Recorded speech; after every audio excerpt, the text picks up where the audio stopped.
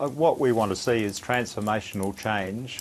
We don't want to see a whole lot of measures that are politically resonant but actually don't make any difference. We've seen that far too often, and I think from that report that we just saw on your program about Queensland is indicative of the way that this debate plays out far too often. It targets so-called antisocial behaviour.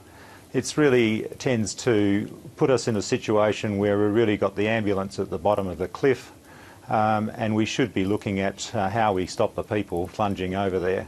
And really what our organisation has been talking about, along with the Police Association and the AMA, is a whole raft of measures that will prevent this happening.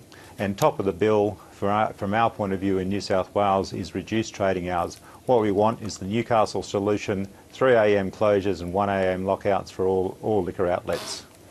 Okay, it's called this Newcastle solution. What other instances have you looked at to know that this is going to be successful in Sydney, which is, of course, much bigger and much more venues? Well, that's the essence of the problem. We have got a large number of outlets. We've got a binge drinking business model from the way we operate the system, and we shouldn't be surprised that we end up with the sorts of brawls that took place in Sydney over the weekend. I guess what I'm asking... We've got to move away from that. Yeah, sorry. I guess what I'm asking is, are you looking at just how it is operated in Newcastle and thinking that that's going to be the perfect fit for Sydney, or is there more evidence that you've looked at? Look, we know this is a very complex issue. There is no silver bullet, and implementing earlier closing times won't stop all the problems. We do need systemic change, and that's why in New South Wales we should be looking at the introduction of risk-based licensing, making the liquor outlets contribute to the cost of these alcohol-related harms, which, according to the Auditor General in New South Wales, are in excess of $1 billion to the taxpayer, to the New South Wales taxpayer. So yes, there are a range of measures. We need a really solid public awareness campaign. I note that over the weekend, Bill Shorten, the opposition leader, has been calling on the Prime Minister to back promotional campaigns such as those of Danny Green's, for instance. Most of the public awareness campaigns around alcohol that we've had in this country have all been Mickey Moused. They've been episodic. They haven't really gone to the heart of the particular issue that we need to be tackling. They've been mainly about satisfying politicians' needs and not about getting behaviour change in our community. As you've talked about there, we know there is this long-standing culture, this binge drinking culture that we have. This is a longer-term issue. You've added to this the kind of fight culture that has developed, particularly in Sydney. These are complex social issues that are beyond just liquor licensing laws, aren't they? Well, no, at the centre of it is alcohol, and what we need to be doing is bringing to bear all the sorts of public policy recourses that we have at our disposal. That means looking at the issue of the affordability of price of alcohol. We know that that preloading is a massive problem as part of this violent culture in our entertainment precincts. So we need to be looking at that. We know that the promotion of alcohol, the way it's associated with much of that we do in our lives, needs to change too.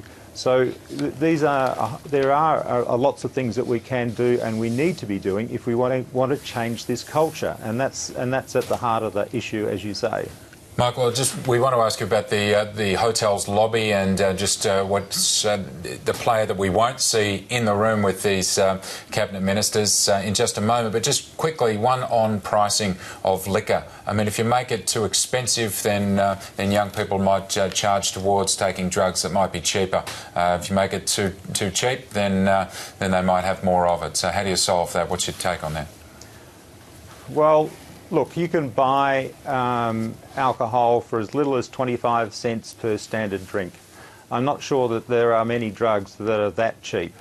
Even the sort of modest proposals that the Foundation have been putting forward, I don't think would drive people to drugs. And while that's a concern, we know that by and large doesn't happen when you try to deter people from excessive alcohol consumption. They don't turn to drugs.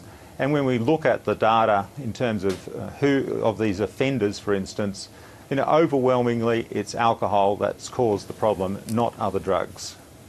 Talking about, as Paul mentioned, the hotel lobby, and they're a big player in all of this, it needs to be a whole solution. If they're not even at the table, how do you move this forward? Well, I think they're not at the table, but the government's been in bed with them for far too long, frankly. The policies that we are currently living with are those that the industry has sought and managed to defend now for far too long. It's time that government started listening to members of the community and to public health organisations and not to the liquor industry. Our alliance in New South Wales has sought repeated meetings with the Premier. Not once has he offered to meet with us. And yet at the same time, we know that he has met with alcohol industry representatives in excess of 24 occasions. So you know where the power lies at the moment. We need to change that too. Well, what are your hopes of doing that? It sounds like you think it's a forlorn chance for you to have some of the changes that you really want. No, I don't think it's forlorn. I think we are on the cusp of major change here, because we don't want to see a repeat of the Thomas Kelly or the Daniel Christie deaths again. If the New South Wales government doesn't do anything meaningful over the next couple of days, we will be in this situation in 12 months' time talking about these very issues again. The only difference will be it'll be within 3 months of a state election. And I think at that time he may well find that the community in New South Wales judges him very harshly.